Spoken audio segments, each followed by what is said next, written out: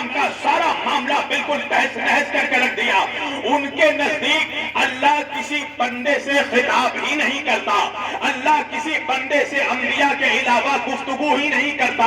حالانکہ عالم مشرق کا ایک بہت بڑا شاعر ڈاکٹر سر محمد اقبال, توجہ, علامہ اقبال کا ایک مشہور زمانہ شعر ہے. علامہ اقبال کہتے ہیں خودی کو کر بلند اتنا, توجہ میری طرف, توجہ یہاں نگاہیں میری طرف. علامہ اقبال کہتے ہیں خودی کو کر بلند اتنا کہ ہر تقدیر سے پہلے خدا بندے سے خود پوچھے بتا تیری رضا کیا ہے. توجہ توجہ, علامہ اقبال نے سارے عالم اسلام کو یہ کلیہ دیا کہ دیکھو انسان جب عبدیت میں, انسان جب بندگی میں اوج کمال حاصل کرتا ہے, عروج کی منزلوں تک پہنچ جاتا ہے, تو اللہ بندے سے پوچھتا ہے بتا تیری رضا کیا ہے, بتا تیری رضا کیا ہے, بتا تیری رضا کیا ہے. سیدوں, پورے کائنات میں حسین وہ اکیلا بندہ ہے جو کربلا میں اللہ سے پوچھ رہا تھا بتا تیری رضا.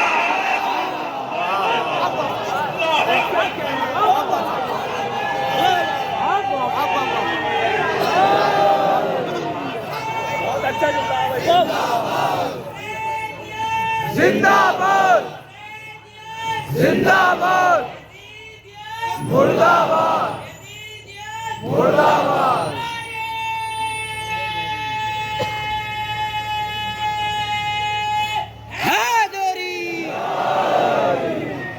اللہ اپنے بندوں کو خطاب کر کے کہہ رہا ہے اِنَّا هَدَيْنَاهُ السَّبِيلَ اِمَّا شَاكِرًا وَإِمَّا كَفُورًا. دیکھو ہم نے سبیل ہدایت کا انتظام کر دیا.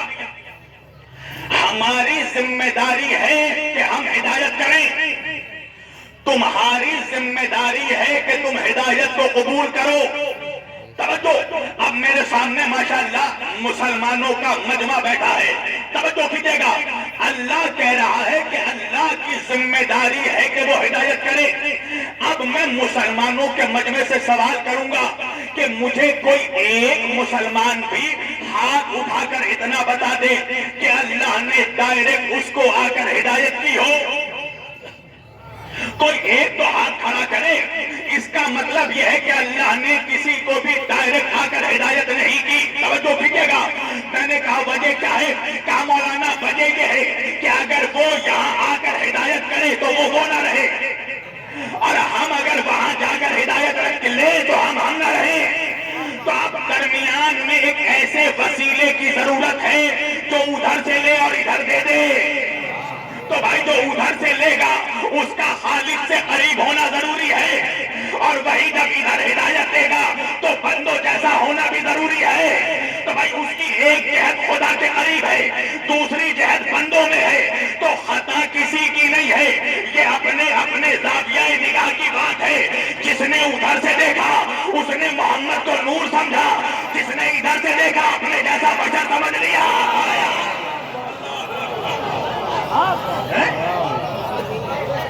ایک بلند آواز سے ضرور پڑھے محمد و آل محمد پر.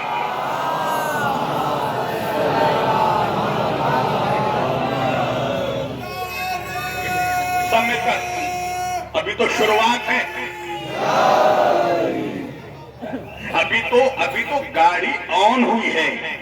اگر شروع میں تھک جاؤ گے جوانوں تو ابھی تو سفر طویل ہے, راہ نجات چھوٹی ہے. ابھی تو بڑا لمبا سفر کرنا ہے تمہیں میرے ساتھ. پوری توجہ, اللہ کہہ رہا اِنَّا هَدَيْنَاهُ السَّبِيلَ. دیکھو ہم نے سبیل ہدایت کا انتظام کر دیا, ہم نے تم تک ہدایت پہنچا دی. اِمَّا شَاكِرًا وَإِمَّا كَفُورًا. چاہے تم شکر کر کے شاکر بن جاؤ یا کفر کر کے کافر بن جاؤ. تو سوال یہ پیدا ہوتا ہے کہ اللہ نے ہدایت کے لیے جن وسیلوں کا انتظام کیا, تو قیامت تک اللہ کن وسیلوں کے ذریعہ کائنات انسانی کی ہدایت فرما رہا ہے. تو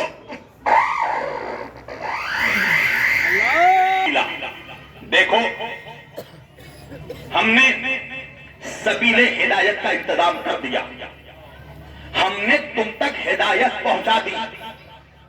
تو ہدایت ہدایت کے وسیلے کیا ہیں؟ توجہ، اب اللہ قرآن میں کہہ رہا ہے قد جاءکم من اللہ نور و کتاب مبین، اللہ کی طرف سے تمہارے واسطے دو چیزیں نازل ہوئی ہیں. کیا ہے وہ دو چیزیں؟ اللہ کہہ رہا ہے کہ میں نے تمہارے واسطے نور اور کتاب کو نازل کیا ہے. تو اب انتظام ہدایت سمجھو، سبیل ہدایت سمجھو. اللہ کائنات انسانی کی اور کائنات آب و گل کی اللہ جن دو وسیلوں کے ذریعہ ہدایت فرماتا ہے، ایک ہے نور، دوسری ہے کتاب. توجہ، اچھا کتاب سمجھنے میں کسی کو پرابلم نہیں ہے، اس لیے کہ ان کے باپ داداؤں نے پہلے ہی سبق ان کو پڑھا دیا ہے، حسبنا کتاب اللہ. کیا مطلب بھائی حسبنا کتاب اللہ؟ یہ سلوگن آپ نے بھی سنا ہوگا. کیا مطلب؟ کہاں صرف اللہ کی کتاب کافی ہے؟ کیا مطلب؟ نہ نبیوں کی ضرورت، نہ رسولوں کی ضرورت، نہ اماموں کی ضرورت، نہ ولیوں کی ضرورت، نہ مراجع کی ضرورت، صرف کتاب پڑھو. تو بھائی نعرہ یہ لگ رہا ہے ہندوستان اور ہندوستان کے باہر ایک گروپ ہے لوگوں کا. اب مجھ سے مت پوچھنا مولانا وہ گروپ کون سا ہے، اس لیے کہ ہم علی والے ہیں. ہم اپنے مزاج میں بہت نرمی رکھتے ہیں. ہم بیمار کے دشمن نہیں ہیں، بیماری کے دشمن ہیں. ہاں، تو میں ڈائریکٹ کسی کا نام نہیں لوں گا، مگر نعرہ لگ رہا ہے کتاب کافی. اب ماشاءاللہ میرے سامنے یہ مسلمانوں کا مجمع موجود ہے. اب میں ایک سوال آپ سے کروں گا تاکہ نتیجہ بھی آپ نکالیں. نعرہ لگ رہا ہے کتاب کافی، تو مسلمانوں مجھے یہ تو سمجھا دو کہ یہ کتاب ہے کس کی؟ تو دنیا کا 2 ارب مسلمان کہے گا مولانا کتاب اللہ کی ہے. اب میں آپ سے کچھ پیرالل سوال کروں گا، جواب آپ دیں گے، نتیجہ آپ نکالیں گے. کتاب کس کی ہے؟ اللہ کی. رسولوں کو کس نے بھیجا؟ اللہ نے. نبیوں کو کس نے بھیجا؟ اللہ نے. ولیوں کو کس نے بھیجا؟ اللہ نے. اماموں کو کس نے بھیجا؟ اللہ نے. زمین کس نے بنائی؟ اللہ نے. آسمان کس نے بنایا؟ اللہ نے. ایک صلوات پڑھیے محمد والے. کس نے دی؟ اللہ نے. زمینوں کو پستی کس نے دی؟ اللہ نے. سمندروں کو کس نے بنایا؟ اللہ نے. دریاؤں کو کس نے بہایا؟ اللہ نے. چاند کو چاندنی کس نے دی؟ اللہ نے. سورج کو روشنی کس نے دی؟ اللہ نے. ہواؤں کو آوارگی کس نے دی؟ اللہ نے. موجوں کو روانی کس نے دی؟ اللہ نے. دریاؤں کو طغیانی کس نے دی؟ اللہ نے. زلیخا کو جوانی کس نے دی؟ اللہ نے. آدم کو علم کس نے دیا؟ اللہ نے. موسیٰ کو ہیبت کس نے دی؟ اللہ نے. نوح کو تقویٰ کس نے دیا؟ اللہ نے. موسیٰ کو جلال کس نے دیا؟ اللہ نے. یوسف کو جمال کس نے دیا؟ اللہ نے. محمد کو کمال کس نے دیا؟ اللہ نے. جنت کس نے بنائی؟ اللہ نے. کوثر کس نے بنایا؟ اللہ نے. سدرۃ المنتہا کس نے بنایا؟ اللہ نے. عرش کس نے بٹھایا؟ اللہ نے. فرش کس نے بچھایا؟ اللہ نے. اچھا نماز کس کے لیے پڑھتے ہیں؟ اللہ کے لیے. روزہ کس کے؟ میری طرف توجہ، میری طرف سارا مجمع میری طرف. نماز کس کے لیے پڑھتے ہیں؟ اللہ کے لیے. روزہ کس کے لیے رکھتے ہیں؟ اللہ کے لیے. حج میں کس کے لیے جاتے ہیں؟ اللہ کے لیے. زکات کس کی راہ میں دیتے ہیں؟ اللہ کی راہ میں. تو بھائی ایک بات سمجھ میں آ گئی نا کہ نبیوں کو اللہ نے بھیجا، رسولوں کو اللہ نے بھیجا، ولیوں کو اللہ نے بھیجا، اماموں کو اللہ نے بھیجا، کتابوں کو اللہ نے بھیجا، قرآن کو اللہ نے بھیجا، توریت کو اللہ نے بھیجا، زبور کو اللہ نے بھیجا، انجیل کو اللہ نے بھیجا. میں نے کہا کتاب قانون اللہ کا، احکام اللہ کا، کعبہ اللہ کا. میں نے کہا بات سمجھ میں آ گئی نا. جب سب کچھ اللہ کا ہے تو بات بھی اللہ کی چلے گی، ملا کی نہیں چلے گی. سب کچھ اللہ کا. ماشاءاللہ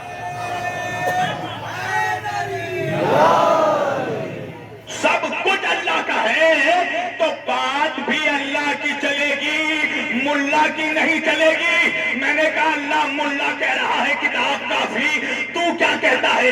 اللہ قرآن میں کہہ رہا قد جاءکم من اللہ نور. میں نے تو قرآن میں ہی بتا دیا کہ میں نے کتاب کو تنہا نہیں بھیجا، کتاب سے پہلے نور کو نازل کیا ہے. اس لیے مسلمانوں کہ جب تک نور سمجھ میں نہ آ جائے کتاب سمجھ میں آ نہیں سکتی. اس لیے کہ یہ بندوں کی لکھی ہوئی کتاب نہیں ہے، یہ کوئی دنیا کی معمولی کتاب نہیں ہے، یہ مرزا غالب کی دیوان نہیں ہے، یہ علامہ اقبال کی نظموں کی کلیات نہیں ہے، یہ ولیم شیکسپیئر کی پوئٹری نہیں ہے، یہ لینن اور کارل مارکس کی تھیوری نہیں ہے، یہ نیوٹن کا لا نہیں ہے، اللہ کی کتاب ہے. تو میں نے کہا پروردگار تو ہی بتا دے کہ اس کتاب کا مقام کیا ہے، اس کتاب ہے, اس کتاب کا مرتبہ کیا ہے, اس کتاب کا وزن کیا ہے, تاکہ جب ہماری سمجھ میں یہ بات آ جائے کہ کتاب اتنی بلند ہے تو ہم یہ بھی سمجھ لیں کہ جب کتاب اتنی بلند ہے, اللہ جانے وارث کتاب کتنا بلند ہوگا, اللہ جانے صاحب کتاب کتنا بلند ہوگا. تو اللہ کتاب میں ہی فرماتا ہے کہ دیکھو اگر ہم اس قرآن کو پہاڑ پر اتار دیتے تو پہاڑ کے سینے میں اتنی طاقت نہیں تھی کہ قرآن کا وزن اٹھا پاتا. خشیت الہی کی داب نہ لا کر پہاڑ ریزہ ریزہ ہو جاتا, پہاڑ کا سینہ پھٹ جاتا. میں نے کہا مسلمانوں ذرا اپنے نبی کی عظمت پر جان قربان کر دینا کہ دو قرآن جو پہاڑ کے سینے پر اترتا تو پہاڑ کا سینہ پھاڑ ڈالتا.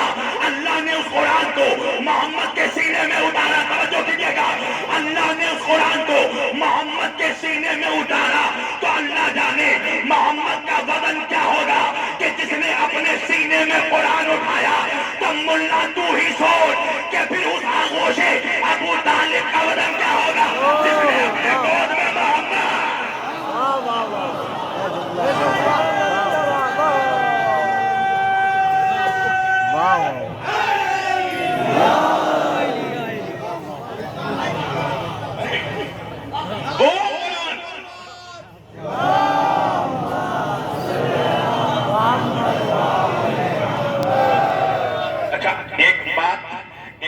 میں نوٹس کر رہا ہوں جوانوں, نعرہ لگاتے وقت تم ایک دوسرے کا چہرہ دیکھ رہے ہو کہ پہلے کون نعرہ لگائے.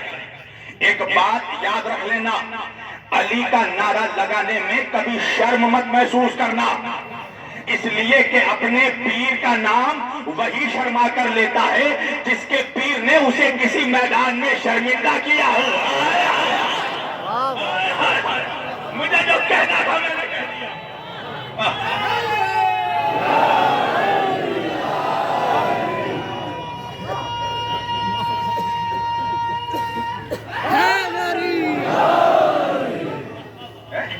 اللہ قرآن میں کہہ رہا ہے لا ہدینہ السبیل, میں نے ہدایت کا انتظام کیا.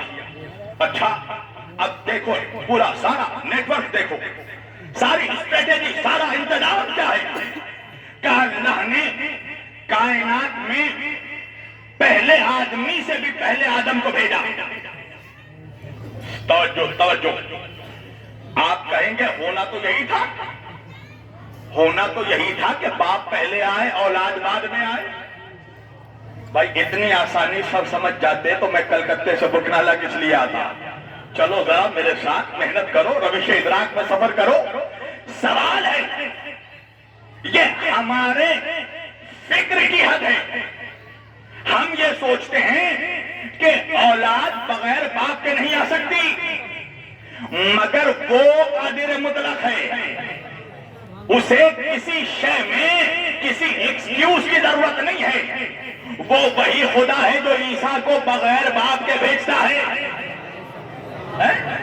تو اگر وہ اللہ چاہتا تو آدمیوں کو پہلے بھیج دیتا آدم کے بغیر, آدم کو بعد میں بھیجتا.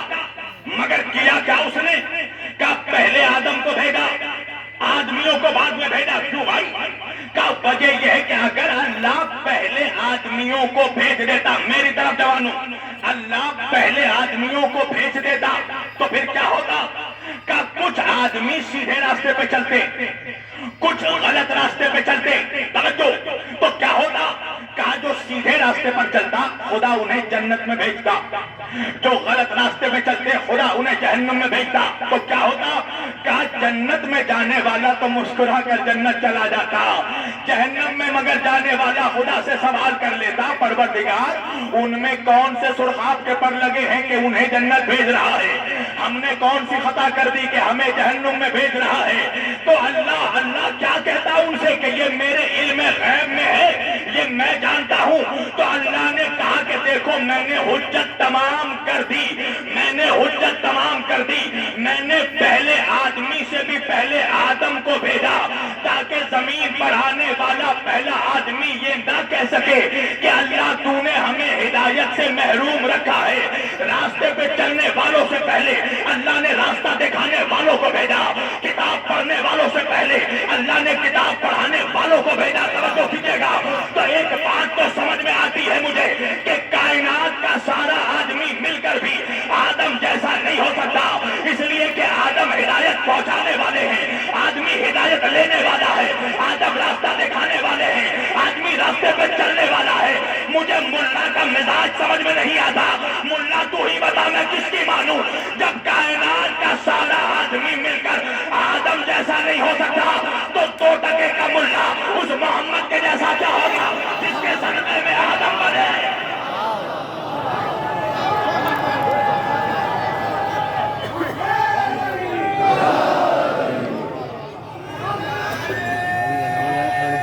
سب میں کر اور آئی نہ رہا.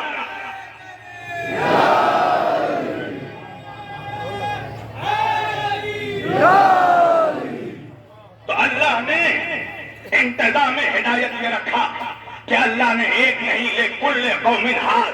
اللہ نے ہر قوم میں ایک ہادی کو بھیجا، اور ایک دو نہیں، کم از کم اللہ نے 1,24,000 انبیاء کو بھیجا، 1,23,999 نبیوں کو بھیجا، ہر قوم کی ہدایت کے لیے بھیجا. یہ سلسلہ آدم سے شروع ہوا، نوح تک پہنچا، نوح سے شروع ہوا ابراہیم تک پہنچا، ابراہیم سے شروع ہوا موسیٰ اور عیسیٰ تک پہنچا، اور عیسیٰ کے بعد سرور دو عالم تک پہنچا. تو اللہ نے 1,24,000 نبیوں کو ہدایت کے لیے بھیجا، اور صرف ہادی بنا کر نہیں بھیجا، زمین کا وارث بھی بنا کر بھیجا. توجہ کیجیے گا. تو پتہ یہ چلا کہ جو بھی اپنے وقت کا ہادی ہوتا ہے وہ کائنات کا وارث بھی ہوتا ہے. اس کا مطلب یہ ہے کہ اللہ نے اس کائنات کو کبھی بھی خدا نے لاوارث نہیں چھوڑا. اس کائنات کے وجود کے لیے اس کائنات میں ایک وارث کا ہونا ضروری ہے، ایک ہادی کا ہونا ضروری ہے. تو سوال یہ پیدا ہوتا ہے کہ اللہ نے جو 1,24,000 نبیوں کو بھیجا، جس نبوت کا دروازہ اللہ نے حضرت آدم پہ کھولا تھا، اس نبوت کے دروازے کو اللہ نے ہمارے نبی پر بند کر دیا، ہر سرور دو عالم پر بند کر دیا. تو ہونا تو یہ چاہیے تھا. توجہ کیجیے گا. اور جب سرور دو عالم کے دروازے کو بند کیا تو اللہ قرآن میں کہنے لگا الیوم اکملت لکم دینکم واتممت علیکم نعمتی ورضیت لکم الاسلام دینا. اے میرے حبیب، ہم نے آج دین کو مکمل کر دیا، ہم نے نعمتیں تمام کر دی. ورضیت لکم الاسلام دینا، اور اللہ آج دین اسلام سے راضی ہو گیا. اب میرا نوجوان مجھ سے پوچھتا ہے مولانا وہ کون سا دن تھا جب اللہ اسلام سے راضی ہوا؟ وہ کون سا مہینہ تھا جب اللہ اسلام سے راضی ہوا؟ وہ کون سا سال تھا جب اللہ اسلام سے راضی ہوا؟ وہ کون سا مقام تھا جہاں اللہ اسلام سے راضی ہوا؟ میں نے کہا نوجوانوں، اگر میں نے تاریخ، مہینہ، سال، مقام بتا دیا تو منافق کھڑے کھڑے گرنا شروع ہو جائے گا، اندر اندر مرنا شروع ہو جائے گا. نوجوان کہنے لگا مولانا بتائیے وہ کون سا دن تھا جب اللہ اسلام سے راضی ہوا؟ وہ کون سا مہینہ تھا جب اللہ اسلام سے راضی ہوا؟ وہ کون سا سال تھا جب اللہ اسلام سے راضی ہوا؟ اب میری طرف دیکھنا. سال تھا 10 ہجری کا، مہینہ تھا ذی الحج کا، تاریخ تھی 18، مقام تھا غدیر کا.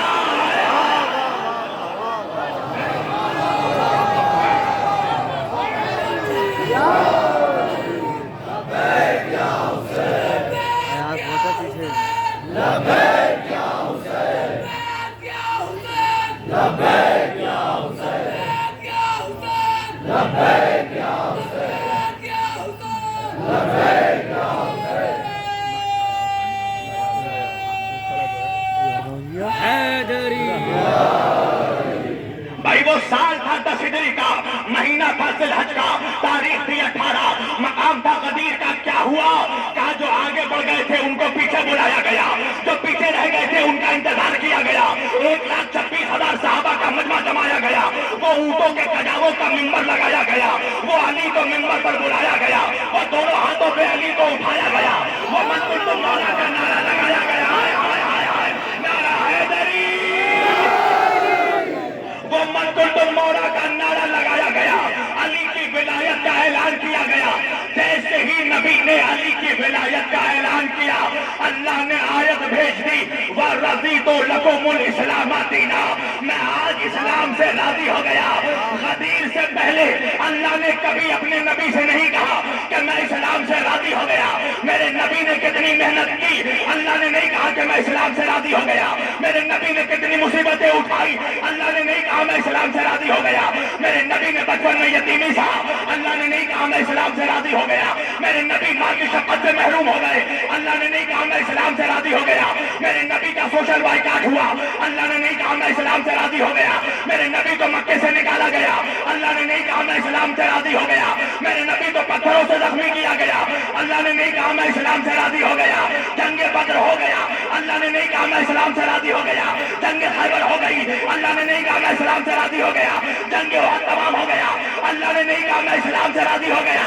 اللہ نے کب کہا جب علی کی ولایت کا اعلان کیا، میں نے کہا مولوی تو ہی سوچ، جب بغیر علی کی ولایت کے اللہ اسلام سے راضی نہیں ہوتا، دو ٹکے کے ملا نے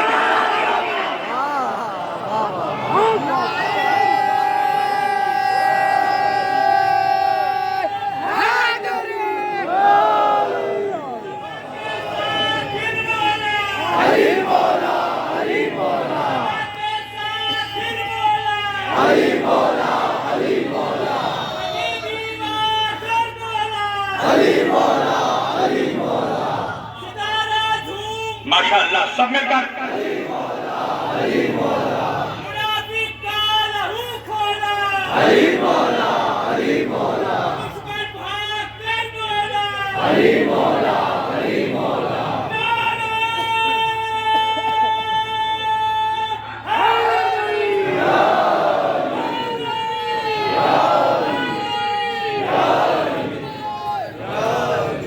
مولا سلامت رکھے یا علی مدد کہنے والوں کو، مولا شاد و آباد رکھے یا علی مدد کہنے والوں کو۔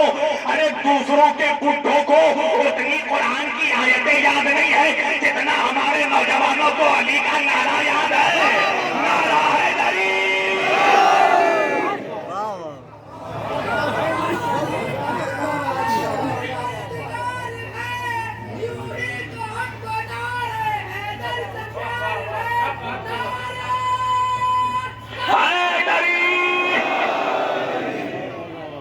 زمانے والوں کو پتا تو چلے کہیں علی والے بیٹھے ہیں، کہیں علی کی اولادیں بیٹھی ہیں۔ زمانے والوں کو پتا چلے اب دور مجبوروں کا نہیں ہے، مختاروں کا دور ہے۔ آئے آئے آئے اللہ اکبر، پوری توجہ۔ پروردگار کہہ رہا ہے الیوم اکملت لکم دینکم۔ اس کا مطلب یہ ہے کہ اللہ نے دین میرے نبی پر مکمل کر دیا۔ ایک جواب بھی دے رہا ہوں ٹھہر کر، دیکھو مسلمانوں کی ضلالت کے ذمہ دار خود مسلمان ہیں۔ سبحان اللہ۔ اس جملے کو نوٹ کرنا، اگر ٹویٹر پہ ہیش ٹیگ چلانا ہو چلا دینا، یہ میرا جملہ ہے۔ مسلمانوں کے زوال، ذلت و رسوائی کے ذمہ دار خود مسلمان ہیں۔ کیوں؟ آج دوسری قومیں ہمیں تانا دیتی ہیں کہ آپ کے مذہب کی، آپ کے دین کی عمر تو 1400 سال ہے۔ وجہ کیا ہے؟ اس لیے کہ ہمارے ملاؤں نے زمانے والوں کو یہ میسج دیا کہ اسلام شروع ہوا ہے ہمارے نبی پر، اسلام شروع نہیں ہوا، اسلام ہمارے نبی پر مکمل ہوا ہے۔ اللہ جانے کہ یہ جملہ میں کیسے کہوں، میری بھی مجبوری ہے، میں اردو میں تقریر کرتا ہوں۔ اسلام شروع نہیں ہوا ہے ہمارے آقا پر، کمپلیٹ ہوا ہے۔ اس لیے کہ اگر اسلام میرے نبی سے شروع ہوا تو آدم کون سا دین لے کر آئے تھے؟ اللہ جانے یہ جملہ سمجھ لو بھائی میرے۔ موسیٰ کون سا دین لے کر آئے تھے؟ ابراہیم کون سا دین لے کر آئے تھے؟ زکریا اور یحییٰ کون سا دین لے کر آئے تھے؟ پتا چلا 1,23,999 انبیاء، یہ سب کے سب اسلام لے کر آئے، اور اللہ نے اسی اسلام کو میرے نبی پر کمپلیٹ کیا، میرے نبی پر مکمل کر دیا۔ توجہ، اب اسلام مکمل ہو گیا، نعمتیں تمام ہو گئی، اللہ اسلام سے راضی ہو گیا، نبوت کا دروازہ بند ہو گیا۔ توجہ کیجیے گا، تو بھائی جب نبوت کا دروازہ سرکار محمد مصطفیٰ صلی اللہ علیہ وآلہ وسلم پر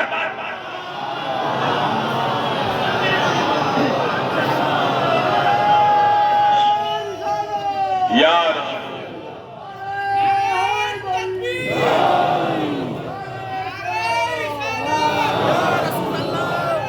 ماشاءاللہ سب مل کر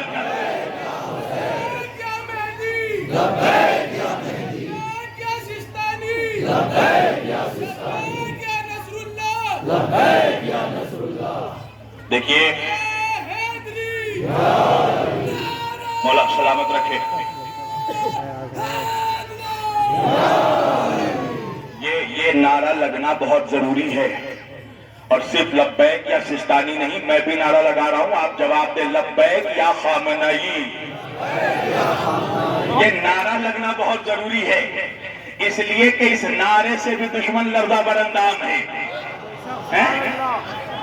توجہ، کسی نے کہا نہ کہ نہیں بھائی صرف لبیک یا حسین کا نعرہ لگنا چاہیے، لبیک یا امام کا نعرہ لگنا چاہیے.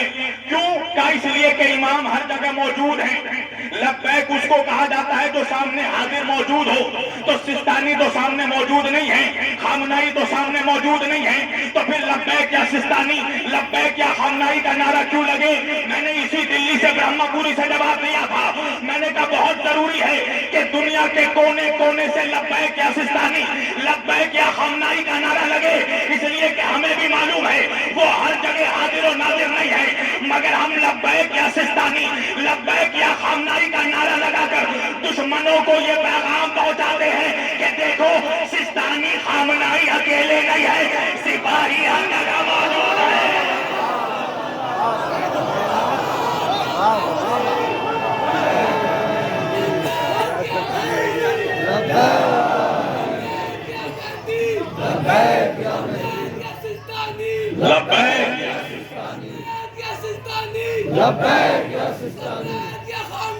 لبیک یا خامنائی، لبیک یا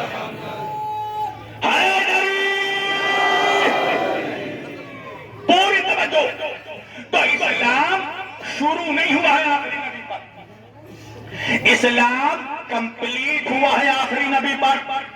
تو اب سوال یہ ہے کہ جب اسلام کمپلیٹ ہو گیا، نعمتیں فنش ہو گئی، تمام ہو گئی، اللہ اسلام سے راضی ہو گیا، اور نبوت کا، نوجوانوں ادھر ادھر نہیں، نوجوانوں میری طرف دیکھو، اس لیے کہ ابھی یہاں سب سے خوبصورت میں ہوں.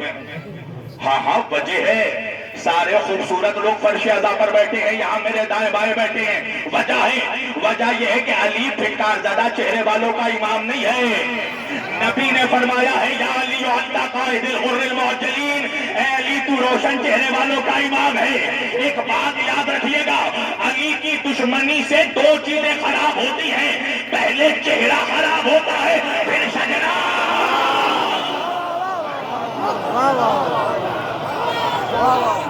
نعرہ حیدری،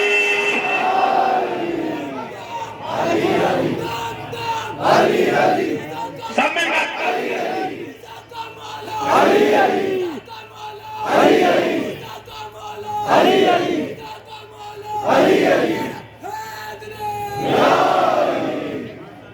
توجہ، پوری توجہ. اسلام کمپلیٹ ہوا ہے، مکمل ہوا ہے ہمارے نبی پاک، دین تمام ہوا ہے ہمارے نبی پاک، نعمتیں تمام ہوئی ہمارے نبی پاک، اسلام مکمل ہوا ہمارے نبی پاک، اور نبوت کا دروازہ بند ہو گیا.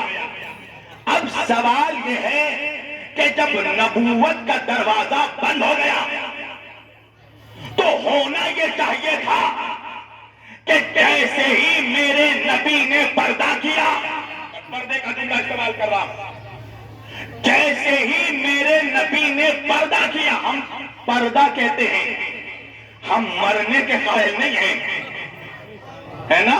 اچھا منحوس کیا کہتا ہے تو اس کا کیا مطلب ہے؟ میں نے کہا مؤذن سے پوچھ. مؤذن یہ کہہ رہا اشہد ان محمد رسول اللہ. کیا مطلب؟ محمد اللہ کے رسول ہیں، تھے نہیں ہے، تو ہے تو زندہ ہے. توجہ. اب منحوس کہنے لگا تو پھر دکھائی کیوں نہیں دیتے؟ میں نے کہا یہ بتا شیطان زندہ ہے؟ اللہ جانے کہاں ہے مجمع۔ کہنے لگا ہاں شیطان زندہ ہے۔ میں نے کہا کبھی تو نے دیکھا؟ کہا نہیں دیکھا۔ میں نے کہا زندہ ہے نا؟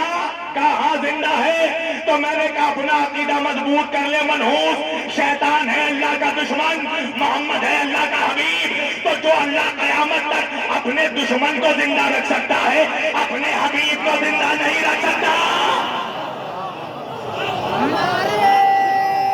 ہائے ہائے ہائے، بہت دیر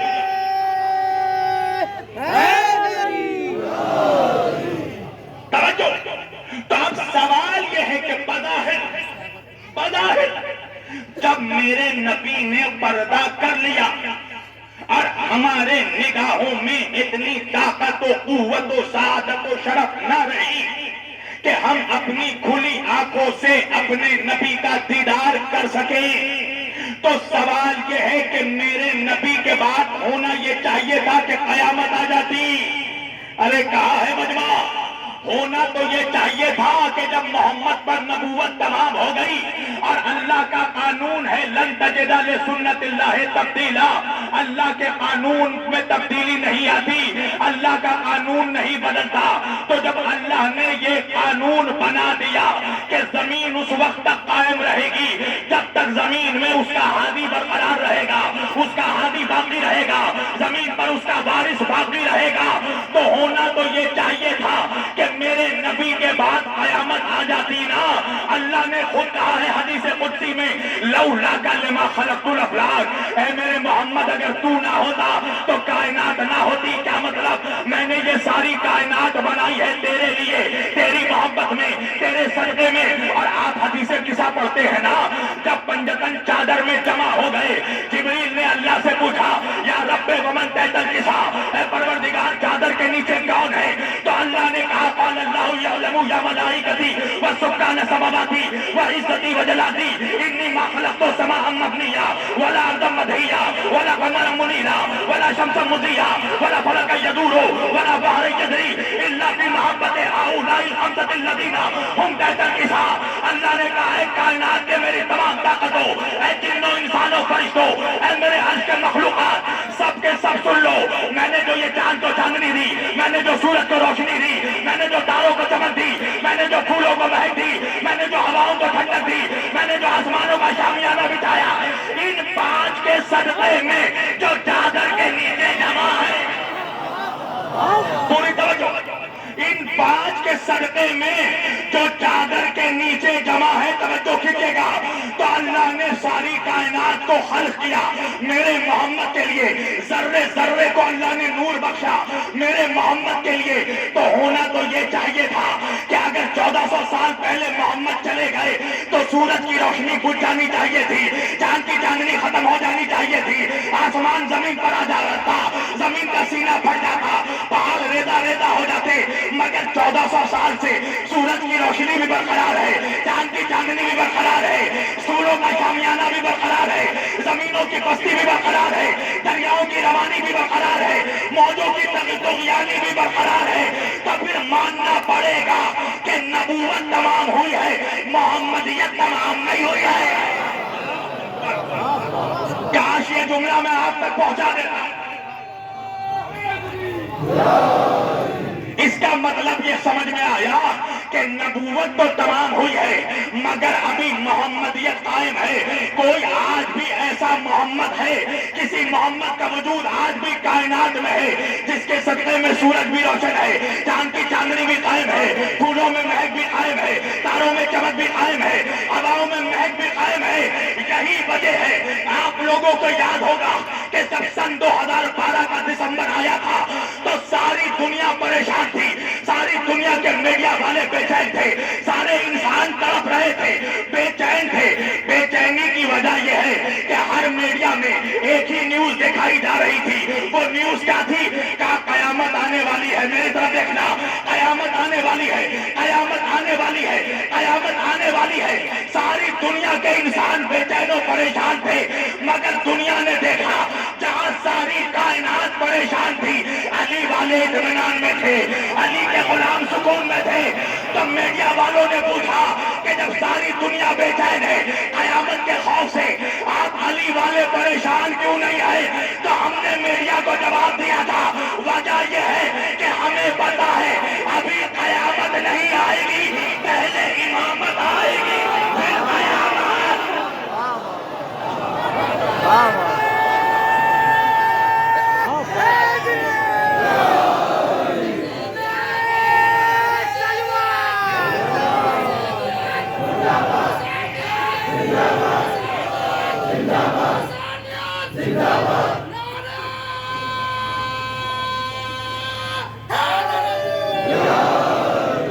ایک اتنی ہی بلند آواز سے درود بھی پڑھے محمد.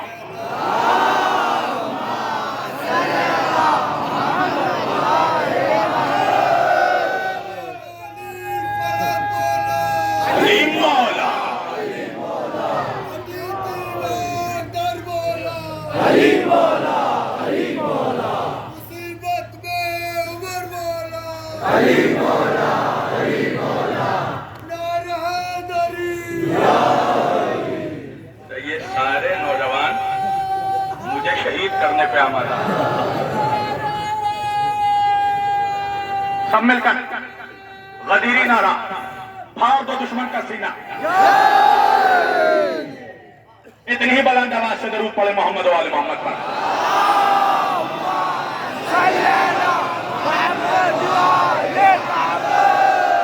تو بھائی کائنات کا اپنے سسٹم پر چلنا، کائنات کا اپنے نظام پر چلنا، نظام کائنات کا باقی رہنا، یہ دلالت ہے کہ آج بھی کوئی محمد ہے جس کے صدقے میں یہ کائنات اپنے مدار پر چل رہی ہے. یہ سولر سسٹم کا وجود برقرار ہے، یہ سارے پلانٹ اپنے مدار پر جو گردش کر رہے ہیں، یہ صرف اس محمد کے وجود کی برکت ہے جو اس کائنات میں موجود ہے. تو سوال تو یہ ہے کہ جب نبوت کا دروازہ بند ہو گیا تو اب اس کائنات میں ہدایت کس کے ذریعہ ہوئی؟ اب اس کائنات کا وجود کس کے صدقے میں باقی ہے؟ تو اللہ نے یہی انسانوں کو سمجھایا کہ دیکھو جس مقام پر میں نے نبوت کا دروازہ بند کیا اسی مقام پر میں نے امامت کا دروازہ کھول دیا. ارے توجہ کرنا، توجہ کرنا. جس مقام پر اللہ نے نبوت کا دروازہ بند کیا اسی مقام پر اللہ نے امامت کا دروازہ کھول دیا. آخر اب سوال یہ پیدا ہوتا ہے کہ اللہ کو ایسا کرنے کی ضرورت کیا تھی کہ نبوت کا دروازہ بند کیا، امامت کا دروازہ کھولا؟ اس لیے کہ اللہ کے قانون میں تبدیلی نہیں ہوتی، مگر جب اللہ نے نبوت کا دروازہ بند کیا اور وہیں سے امامت کا آغاز کیا تو اس کا مطلب یہ ہے کہ نبوت اور امامت میں کچھ تو فرق ہوگا، نبیوں میں اور اماموں میں کچھ تو فرق ہوگا. آخر فرق کیا ہے؟ کہاں نبیوں کا کام تھا دین پہنچانا، نبیوں کا کام تھا قانون پہنچانا، نبیوں کا کام تھا اسلام پہنچانا، نبیوں کا کام تھا شریعت پہنچانا. تو پھر نبیوں کو روک کر اماموں کو کیوں بھیجا؟ نبوت میں اور امامت میں فرق کیا ہے؟ اللہ یہی سمجھانا چاہتا ہے کہ دیکھو نبیوں کا کام ہے اسلام پہنچانا اور اماموں کا کام ہے قیامت تک اسی اسلام کو بچانا. ایک بلند آواز سے درود پڑھے محمد و آل محمد پر. نبیوں کا کام تھا اسلام پہنچانا، اماموں کا کام ہے قیامت تک اسی اسلام کو بچانا. نبیوں کا کام تھا شریعت پہنچانا، اماموں کا کام ہے اسی شریعت کو بچانا. نبی کا کام تھا دین پہنچانا، امام کا کام ہے اسی دین کو بچانا. نبی کا کام تھا قرآن کو پہنچانا، امام کا کام ہے اسی قرآن کو بچانا. نبی کا کام تھا کعبے کو پہنچانا، امام کا کام ہے اسی کعبے کو بچانا. نبی کا کام تھا نمازوں کو پہنچانا، امام کا کام ہے اسی نماز کو بچانا. نبی کا کام تھا روزے کو پہنچانا، امام کا کام ہے اسی روزے کو بچانا. اب اللہ جانے میں میدان میں پڑھ رہا ہوں یا تمہارا سادات کے کسی مکان میں پڑھ رہا ہوں، پوری توجہ. نبی کا کام تھا ایمان کو پہنچانا، امام کا کام ہے ایمان کو بچانا. نبی کا کام تھا قرآن کو پہنچانا، ایمان کا کام ہے اسی قرآن کو بچانا. نبی کا کام تھا سجدوں